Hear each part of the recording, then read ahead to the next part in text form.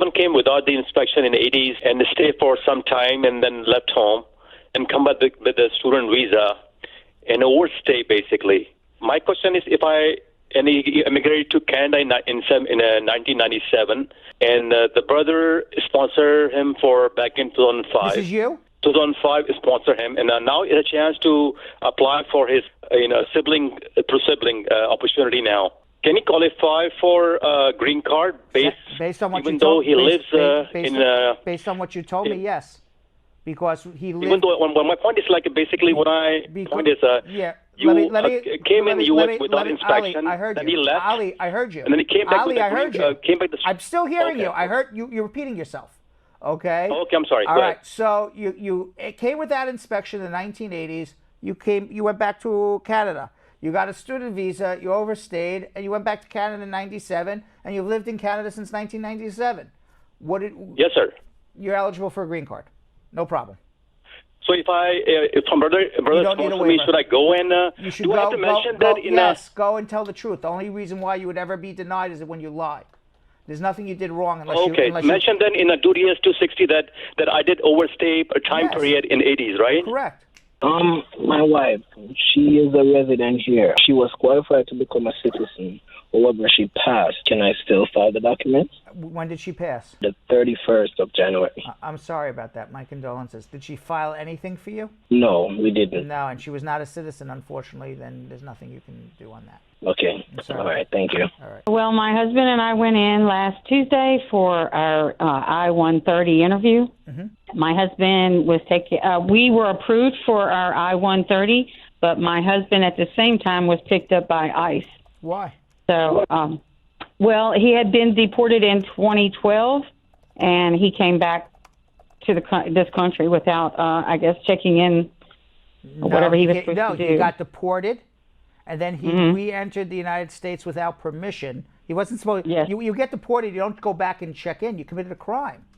So what? Yeah. I don't know what made you believe that just because you're an American citizen, you can go in and you waive a crime of getting deported and re-entering without permission. That's why he got picked up and got sent home. Now he has a big problem because there's no waiver for this. He's in deportation. You have a big problem. I don't have the answer for you right now. But you guys made a huge, insurmountable mistake. And I have the shoplifting charge, and I want to apply for the citizenship. So can I apply? Otherwise, I want to drop my... When did you have the shoplifting charge? Last December 2018. 2018? No, you cannot apply for citizenship. Either way, you don't have good moral character, whether you were convicted of a crime or not. So if I want to drop my crime, so is it possible anyway I can drop my criminal record? There's no such thing as dropping it. You have it. It exists. No, I still have the hearing left, so next month. So you have to be found innocent completely, and if it was your only arrest, perhaps you would still be able to prove good moral character. But if you're found guilty of anything, you won't become a citizen. The second question is, if you have the criminal record, anything effect for the I-130? If you have a criminal record as a petitioner, for an I-130, no, not a problem, unless you have a sexual abuse case. Oh, okay. All right. I am a legal resident with one of them whole green cards that don't have expiration date.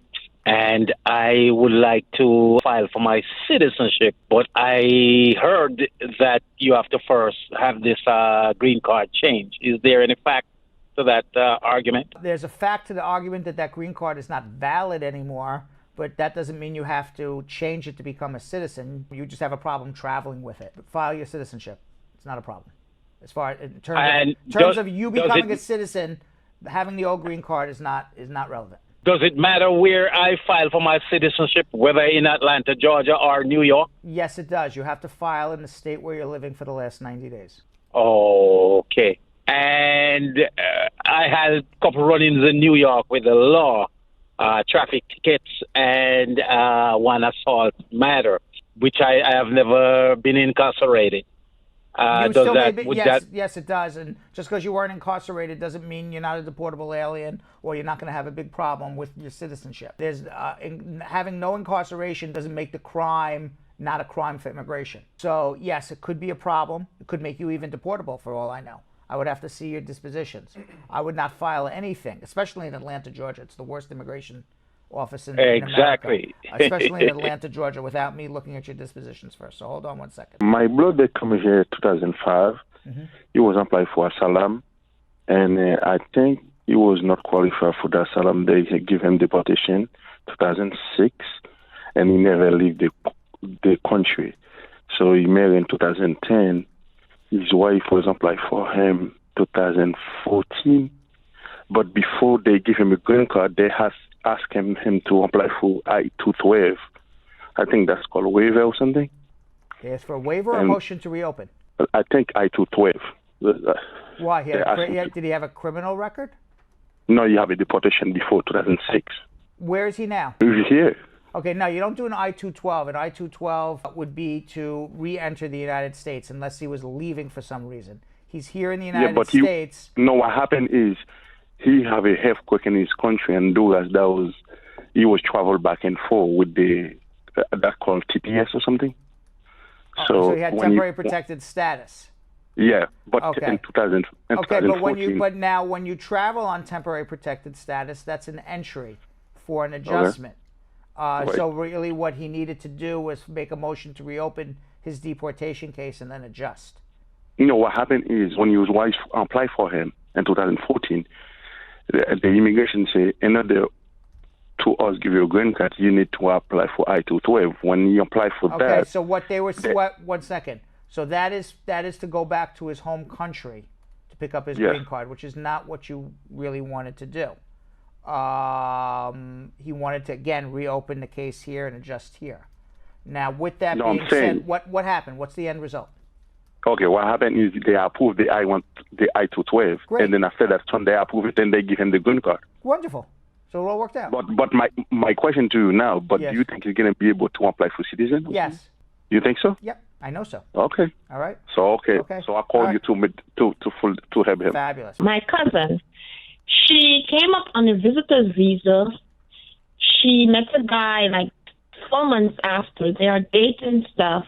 Now her visitor's visa expired. They're planning to get married, so they're wondering if there will be an issue. Also, there's a 10 years difference. That doesn't matter. 10 years is fine. As long as it's a real marriage, she overstayed her visa, she's married as an American citizen, she will get a green card. Okay. Is it the case where she will need a lawyer, just in case? You're asking the lawyer if she'll need a lawyer, and the answer every lawyer will say is yes, including me. All right? Okay, tell it. Because if you screw it up, you end up in deportation these days. My friend, he's coming as a visitor's visa, and if he gets married with a U.S. citizen, is that okay? It's not okay with the intention of coming on a visitor's visa to get married, because that would be a misrepresentation. It would be okay. It would be okay under the law to come with the intention of visiting, changing your mind 90 days later, and then getting married. That's okay. After 90 days? Yes. Okay, thank you so much. You're very welcome. My granny, she have a green card, but it got expired long time back, and she's in India. So now she wanted to come here. So how can I renew the green card? How long has she been out of the United States? More than 13 years now. 30 years? She's 94. Okay, she's 94. She abandoned her permanent residence. It's your grandmother. Where are your parents? My parents are here. Are they citizens? Yes. Okay, they would have to refile for her. Okay, but so she's abandoned. But at 94, me personally, yes. I mean, just maybe I don't know if they would even give her a visitor's visa, because they would probably say, she's gonna, have major medical issues here. And that's why she's getting the visitor's visa. I think the best bet is, try for a visitor's visa first. That's what I would do. And then and then you have to go with the honest intention of she's not coming to live here, she's coming to visit. Other than that, your parents would have to file for her, and it's going to take over a year. I have two questions. One question is my wife applied to adjust my status. However, I don't receive my work permit as yet, but she's going to file her taxes. How does that work? What do you mean you haven't received your work permit yet, but she's going to file her taxes? No, I'm saying she's going to do her tax return. Right. I wanted to know. So you filed your papers. You filed your papers. Yeah. You have not gotten your work. When did you get married to her? That would be in May. Okay, so in 2018. Yeah. Okay, so you're going to file a joint tax return with your wife. You're going to attach what's called a W-7 form to your 1040 return. The Hold on. Okay. Nope. I'm gonna get a pen. Your tax preparer will know how to do this. You attach a W-7 form to the 1040 return.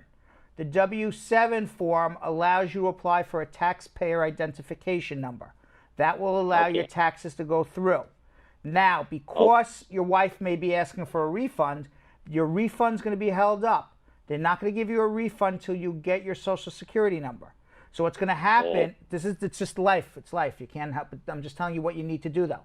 So what's going to happen, is you're going to get a letter back jointly, you and your wife, asking for your Social Security number.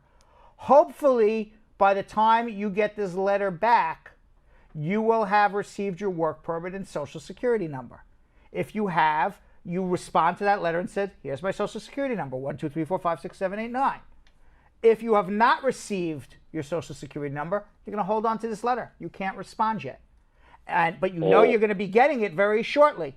And as soon as you get that Social Security number, at that point, you then write back, here's my Social Security number, 1, 2, 3, 4, 5, 6, 7, 8, 9, and then you'll get your tax refund and everything's cool. Okay, but you will get her part. She will not get any part until if you're filing a joint tax return, because it's a joint tax return. So it's going to hold up. It's life, but nothing you can do about it. But hopefully you'll get your Social Security number shortly. Okay. All right. Okay, Ricardo. All right. Thank you. You're welcome. Thank you very much. If you're filing for VAWA, do you have to file an I-130? No, you file an I-360. And how much is it to file the VAWA? Like the total, please? It's $0 for the I-360 and $1,225 for the adjustment. So $1,225. Okay. Yeah. Appreciate that so much. How can I file for a green card for my husband? How do you file for a green card for your husband? Because I don't file tax. Why don't you file taxes? Because I'm a college graduate. So you're in school right now? Basically, my father has me as a dependent. Okay, so you don't work right now? Yes. Okay, so you and your husband would live together. You would sign an affidavit of support, indicate no income, and you would have to get a second affidavit of support from somebody else who says they can support you and your husband, like your father or somebody else. How do you get the affidavit of support? How do I go about Put Victor on the phone, because we're playing telephone. Yeah, hello. Hi, Victor. Okay, what's your question? Yeah, thank you. Yeah, the question, so my wife doesn't work right now. That's fine. Yeah, so because she's a dependent on her father. That's fine. My question is, we have a sponsor, but she doesn't fight tax. How do we go about it to get the affidavit of support? How do you go about what? How do we get the affidavit of support if she doesn't fight tax? She files an affidavit of support. She fills it out. Where it says income, she writes 0. And where it says job, she writes none. And she signs her name at the bottom. And you have an affidavit of support by a person who earns 0. And then you get a second affidavit of support from somebody who hopefully earns a good living. And they put down, I earned $75,000 or $90,000 or $50,000 or whatever it was.